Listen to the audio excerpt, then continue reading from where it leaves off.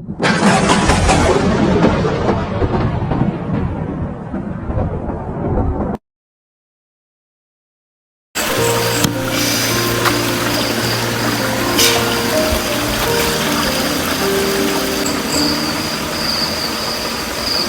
yang kedua ini tombak lagi ya. Iya. Oke, kita kembalikan lagi karena kita di sini hanya meminjam saja. Assalamualaikum warahmatullahi wabarakatuh. Rahayu, rahayu, rahayu. Saya Adi Wijaya. Malam ini kita lagi di Sendang Kasihan, di daerah Kasihan Bantul DIY atau daerah istimewa Yogyakarta. Nah, di samping saya ada Kang Mas Yudo. Lokasi tepatnya di mana nih? Di Kasihan Bantul lokasinya. Dekat Kasongan ya? Kasongan ya. Masuk Kasongan. Masuk Kasongan. Ya, dan di sini juga ada Gus Putra. Dan malam hari ini kita ada tamu, ya tamu agung nih, Ki Adi. Assalamualaikum warahmatullahi wabarakatuh. Salam Rahayu. Nah, malam hari ini planning kita di Sendang ini bagaimana ini? Gimana Ki Adi, mungkin ada pandangan-pandangan atau hal-hal yang menarik secara goib di mata Ki Adi? Sebelum itu Sendang Kasihan ini sebenarnya sendang apa nih? Boleh diterangin? Kurang lebihnya kalau biasanya Sendang Kasihan ini dipakai untuk pengasihan sama pengobatan. Biasanya tamu-tamu itu ya sebagian besar seperti itu. Dan mungkin malam hari ini kan di sini kan banyak energi. Mungkin nanti siapa tahu kita keliling dapat sesuatu yang bisa diwujudkan nanti. Gitu ya. Oke. Nanti kita juga akan kupas bagaimana sejarah dari Sendang Kasihan ini, dan nanti kita akan ada interaksi ya di Dengan ini ya, ini ya. Dan semoga ada sesuatu yang bisa kita ambil terwujud itu kira-kira ya. Supaya kita paham dan mengetahui bagaimana riwayat dari Sendang Kasihan ini, kebetulan di samping saya ada juru kunci kita, yaitu Kang Mas Yudi. Nah, Kang Mas, saya mau tanya bagaimana Sendang ini asal muasalnya bisa disebut Sendang Kasihan. Saya menggarisbawahi ya, penyambung lidah ya. Jadi saya bisa menceritakan sejarah ini apa yang saya dengarkan dari orang tua, dari simbah pendahulu kita ya. Dan secara garis besar saja bahwa adanya sumber mata air Sendang ini sabdanya beliau Kanjeng Sunan Kalijaga. Jadi di saat beliau dalam pengubarannya berkelana sampailah di lokasi tempat ini bertemu sosok perempuan putri yang mau mencari air. Orang tua itu ditanya, mengaku bernama Mbok Rondo Kasihan. Dengan bertemunya beliau dengan Mbok Rondo Kasihan mau mencari air itu, akhirnya beliau menajatkan doa di sini sambil menancapkan tongkat. Selesai berdoa bermunajat, tongkat dicabut, ada sumber mata air Sendang. Tapi dulu belum sebesar ini, kecil gitu. Akhirnya diperlebar, dibangun sedemikian rupa sama Eyang Mbok Iro Tiryo tahun 1923 bangunan ini. Jadi awal mulanya sejarahnya itu salah satu peninggalan dari Kanjeng Sunan Kalijaga ini ya. Oke. Itu akhirnya dimanfaatkan oleh masyarakat setempat. Masyarakat setempat, iya. Yang jelas tolak ukur dulu di sini masyarakat setempat, mungkin waktu itu belum ada tadinya sumur atau apa, jadi memang untuk tolak ukur masyarakat setempat. Ketika sudah ada mata air, akhirnya terus jadi sumber dari masyarakat itu ya, terjadi rame istilahnya dari sini ya. Kalau khasiatnya sendiri, karena kan banyak yang ziarah untuk mandi segala macam, itu ada manfaat apa di Sendang ini? Jadi begini, masih ada satu historis sejarah tersendiri tempat ini, yang mana awal bahwa ada sumber mata air Sendang saat beliau Sunan Kalijaga, dan sejarah histori bahwa Sendang ini dulu kan pernah dipergunakan mandi putrinya Raja Mataram, Gusti Roro Pembayun, di saat mau memikat Ki Ageng Mangkunegaran dalam penyamaran jadi seorang penari ledek itu. Iya, dari zaman Kanjeng Sultan Agung ya. Iya, Sultan Agung ya. Bahwa jadi demikian, bahwa pernikahan Mangkunegaran itu kan diperhitungkan oleh Raja Mataram Panembahan Senopati karena ketangguhannya, kesaktiannya. Ada suatu kekhawatiran, sisi kekhawatirannya bila suatu saat nanti Mangir Wonoboyo itu mau kembali loh, mau menjatuhkan kewibawaannya Mataram. Rasa kekhawatiran, ketakutan itu akhirnya mencari jalan keluar bagaimana untuk membunuh Mangir. Kalau dilawan secara fisik tidak ada satu keberanian. Akhirnya dengan strateginya Ki Jurumertani Senopatinya Mataram yang tangan kanannya Raja Adipati Mandoroko, dibuatlah rantai emas yang dijadikan rantai emas. Putrinya sendiri suruh menyamar jadi seorang peneri ledek untuk memikat Mangir. Tetapi dianjurkan nanti dalam rangka penyamaran jadi seorang peneri ledek sebelum sampai ke tempatnya Mangir dianjurkan untuk mandi dulu di tempat. Itu sejarahnya. Akhirnya terpikatnya Mangir. Nah, tadi yang dikatakan apa manfaatnya? Selama saya di sini kan 95, dulu Simbah Joko Warsito itu meninggal Agustus 96. Nah, setelah saya mengamati bahwa biasanya perempuan yang sial jodoh harapannya dia membersihkan diri, membuang sesuker sesial dengan doa diendingkan jodohnya.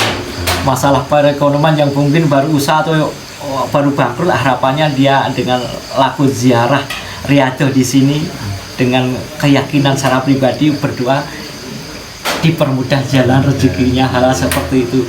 Ada yang percaya awet muda, ada juga kembali ke masing-masing pribadi yang meyakini jadi kebutuhannya masing-masing. Kamu kepingin apa Mas? Sudah cukup. Sudah cukup beliau Gus. Gimana Gus? Wes Penghasilannya Ini awet muda ya. awet muda. Ini nabungnya Saya punya 60 cucu 1. Oh iya, benar-benar ngadep masalahnya. Tiap hari mandi di sendang. Ya minum airnya sendang. Minum. Tapi Pernah kelihatan ya beda ya, Iya. artinya ya, auranya tuh benar-benar beda. pernah dicek pH-nya ini 8. Airnya Alkalin berarti. bagus sama alkalin ya kan. Iya. Jadi saya konsumsi kadang setelah dibersihkan itu saya kadang ngambil dengan botol aqua, saya konsumsi sendiri, saya minum sendiri. Luar biasa. Alkalin secara alami. Alami. Iya. Ada apa lagi tentang Sejarah. sendang ini yang tersembunyi? Dalam hal di sisi yang mana Mas? Jadi ya sisi historinya maupun yang apa namanya yang mungkin supranaturalnya gitu. Iya. Jadi begini, saya secara pribadi akan bercerita kepada orang yang sepaham, yang Iya. secara pula pikir nalar paham. Karena nanti saya kalau asal ngomong kepada orang yang tidak sepaham, nanti dikira saya malah ngoyo-woro, dikira saya malah itu. Ya, saya jaga hal-hal seperti itu. Yang pertama saya masukkan dari saudara-saudara tamu yang dalam artian tingkat laku, pengolahan batinnya, secara keilmuannya, kebatinnya yang tinggi, yang saya tangkap bahwa di saat melakukan sesuatu ritual, mungkin bakar kemanjan atau tabur bunga, diperwujudkan sosok perempuan, ada juga perwujudan seorang orang tua pakai jubah, ada juga, ada yang diperlihatkan ulah naga, ada juga. Itu saya secara pribadi malah belum pernah, tapi saya meyakini bahwa di sini ada satu hal, saya sangat yakin 100% saya satu hal. Saya ambil contoh misalnya, saya pernah, udah lama saya ceritakan ini. Saya mandi di sendang, waktu itu saya hanya pengen ketenteram aja, karena kegelisahan ya, kegelisahan pikiran dan batin. Harapannya saya mandi biar tenang, biar saya nanti tidurnya nyaman dan enak. Di saat saya mandi jam 2 malam itu, saya berdoa, saya tawasul, kirim hadiah Fatihah untuk orang tua Simbah Eyang dengan kekusukan saya tentunya ya. Tiba-tiba itu ada angin tuh seakan masuk di jubah kuat sekali. Karena mental saya waktu itu belum tertarik, mau keinginan saya cuma hanya pengen relaksasi aja ya. Ya udah saya takut sebenarnya takut. Saya naik. Kalau hal-hal di luar kesadaran saya, misalnya dalam mimpi, saya pernah melihat sosok bukan perempuan, orang tua dengan pakaian Jawa pada duduk di sebelah sini nih, 5 orang itu menghadap ke barat, menghadap ke sendang itu. Kesendang. Dan mimpiku tidak sekali Oh. Di saat saya mimpi sekali saya masih tanda tanya, Mm-mm. ini benar atau enggak, atau hanya pikiran Halusinasi. halu saya. Sampai 3 kali. Setelah saya mendapatkan mimpi 3 kali, saya intinya tidak, saya istilahnya saya, kalau orang Jawa oncai, kalau bahasa Indonesia apa dikupas. Dikupas. Saya ngupasnya tidak secara pribadi, saya kupas dengan orang-orang yang lebih tahu dan lebih paham. Yang saya anggap ialah usia yang sudah mapan, pemahaman sangat paham, memang dia memang mengiyakan bahwa memang di sini ada sesuatu hal yang mau nggak mau dengan mimpi itu, percaya nggak percaya, ya harus percaya dan yakin. Iya. Itu Karena mimpi ke mimpi sama gitu ya. sama. Jadi Sama, itu. ya. Jadi duduk. Jadi orang tua pakai belangkon, pakaian Jawa, Pakaian Jawa, iya. Jadi pada duduk yang sebelah sini menghadap Ada kesendang. sendang. Nah kalau dari Ki Adi sendiri gimana? Ada yang dirasakan atau dilihat di sekitar sini? Kalau energi banyak mas, tapi kebetulan saya kan pernah bercerita sama Mas Roni dulu sih. Saya pernah punya pengalaman, tanya aja Mas Yuji. Saya dulu kan karena ya bingung itu tadi, Iya. saya sempat tunggu di sini untuk mencari ketenangan itu. Dan saya emang berhari-hari ya dulu ya, saya pergi dari rumah semabar pergi ya. Saya itu cuma karena saya punya masalah. Saya kebetulan udah nggak punya uang itu waktu itu. Saya cuma di sini, tidur di sini di Serambi, belum ada Ya. komplek ini. Sekitar tahun berapa ya? Sekitar tahun 98, 98. 96 98. Waktu itu saya kungkum berendam di sendang selama kurang lebih 7 hari ya. Ya itu seperti yang dikatakan sama, kurang lebihnya sama. Saya juga ditemuin, tapi nggak menghadap ke sana. Kalau saya, mereka turun dari wanita itu dari pintu utara sama pintu selatan Bareng. Oh. menghadap ke saya itu semua. Itu pengalaman saya ke sini dulu waktu 96 sampai 98. Nah, udah lama udah. Ya mungkin itu yang pengalaman saya. Tapi untuk energi saya kira di sini masih banyak. Di sekitaran Sendang Iya, juga. sekitaran Sendang. Ini yang nanti kita ada rencana mencoba nelusurin ya. Iya. Terus nanti ada sesuatu apa yang bisa diwujudkan, semoga gitu ya. Mbak Mas Yudo. Ya, auranya sangat kuat. Iya. Saya lihat di sini banyak apa kayak dewa dewi di Iya. atas ini. Mungkin nanti akan kita berinteraksi ya. Iya. Ini sama Ki Adi, mungkin Bismillah ya, kita coba langsung sama beliaunya akan berinteraksi langsung. Itu ya Bapak. Iya. Izin, Izin Gus Put, bagaimana? bagus. Semoga sukses dan lancar. Doanya ya. Ada cerita lagi nggak yang kira-kira orang sakit atau apa Ya. di sini? Jadi begini, banyak orang mengalami semacam gangguan mental, gangguan jiwa ya, depresi, dikatakan depresi. Dalam artian secara medis sudah semua juga nggak tahu ya, kembali ke yang atas ya. Beberapa kali dimandikan di sini, direndamkan di sini, timbul kebersihan jiwa mental.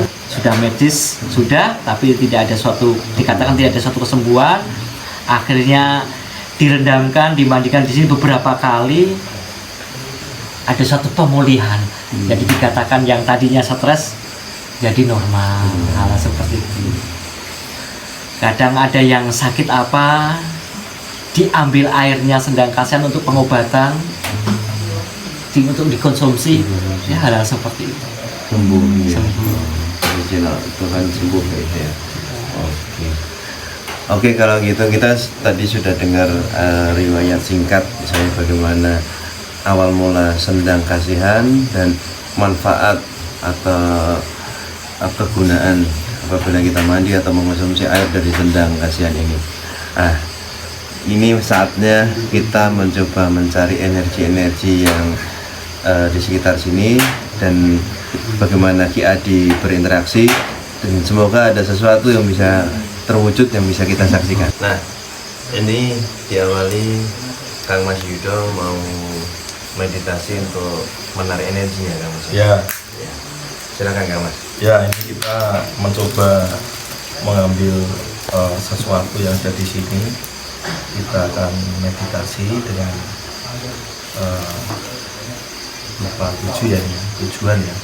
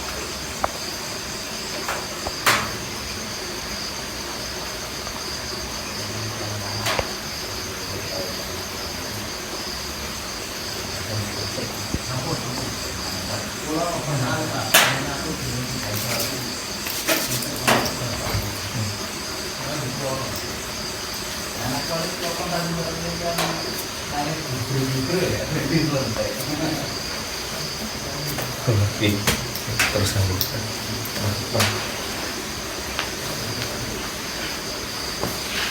Di pohon yang besar coba diikuti. Ikutin.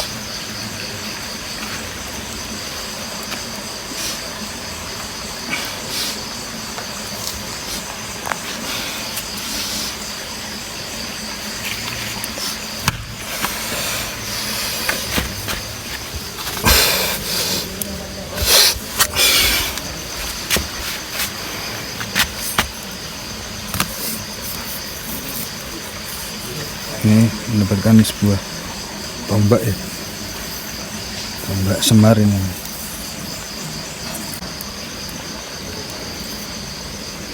Ini untuk pengasihan ya. Semar. Saudara semua, ini tadi tidak direkayasa. Kayaknya karena kita hadir rombongan ke sini langsung tik ya, ibarat kata ya. Ada wujudnya Semar ya. Ini kalau kayak gini apa keris atau apa? Ini kalau nggak salah masuk tombak. Tombak. Oh, tombak. Karena mungkin di sini kan dominan tadi dikatakan sama yang punya sendiri. Yang dikunci kan untuk pengasihan. Pengasihan. Iya. Kalau pusaka ini itu cuma minjem nih, nanti biar Dikembalikan lagi. kembalikan lagi. Oke. Ini salah satu yang sudah mewujud, bentuknya seperti tombak. Lok berapa nih kita? Iya, 3 jangkung. Jangkung.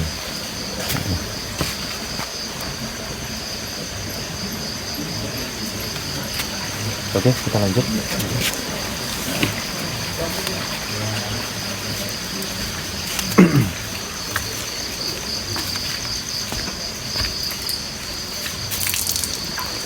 Nah, tadi sudah kita lihat, kita dapat 1 tombak. Kalau mau lihat sendangnya, ayo kita lihat di sini. Masuk dari sana, kelihatan nggak? Ini sendang. Untuk ritual di sini.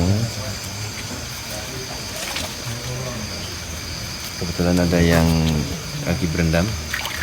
Nah, dari sini kelihatan itu. Oh, ini aliran sendangnya ke sini.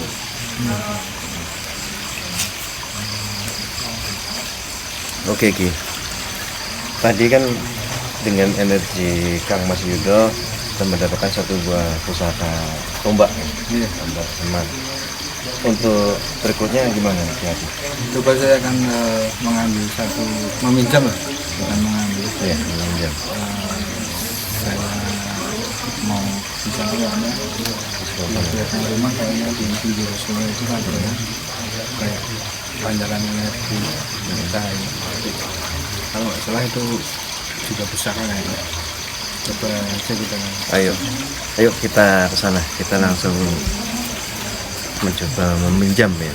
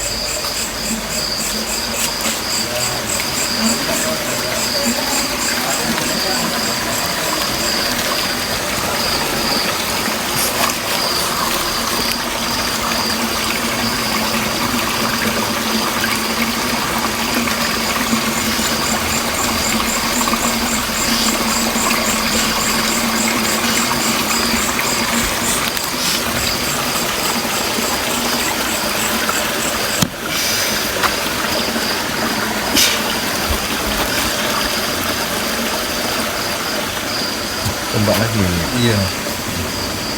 Oh, ini luar biasa. Coba di dekat nih. Dekat lagi. Ini kan pamor ya. Iya, nomor. Yang model kecil itu istilahnya apa namanya? Tipis. Ini mungkin Majapahit. Majapahit ya. Ya. Majapahit ya. Zaman era Majapahit. Ini bisa dijum biar kelihatan bentuknya.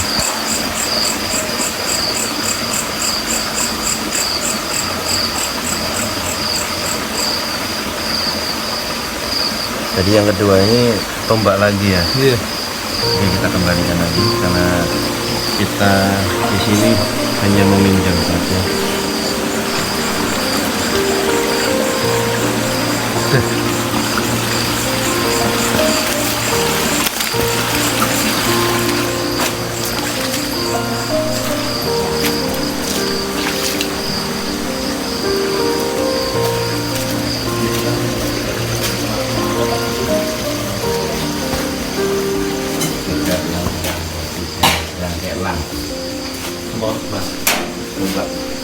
Tombak lagi. Tombak? Iya, tombak. Tombak lagi. Majapahit. Majapahit. Era Majapahit. Kalau dikenai udah. Dan saudaraku semua, ini tadi sudah bisa kita wujudkan ya, tadi ada 2 tombak semar untuk pengasian ya. Pengasian. Yang kedua kebetulan tombak juga, kalau kita tahu eranya sekitar Majapahit. Jadi kebetulan dari tim kita mengembalikan dan begitu disut sudah hilang, sudah kembali karena kita bilang meminjam tadi ya. Iya. Siap. Oke, kali ini kita cukup sekian. Nanti ada tempat-tempat lain yang bisa kita kupas, kita ulas ataupun action apa ya istilahnya ya, istilahnya untuk mensinkronisikan energi, mewujudkan energi itu apa sebenarnya gitu ya? Ya, betul. Di lain tempat nanti ikutin terus di channel kita ini. Saya Adi Wijaya dan Bes Putra, Kang Mas Yudo dan juga Ki Adi. bintang tamu kita Ki Adi pamit undur diri dulu. Wassalamualaikum warahmatullahi wabarakatuh. Rahayu, rahayu, rahayu. Rahayu.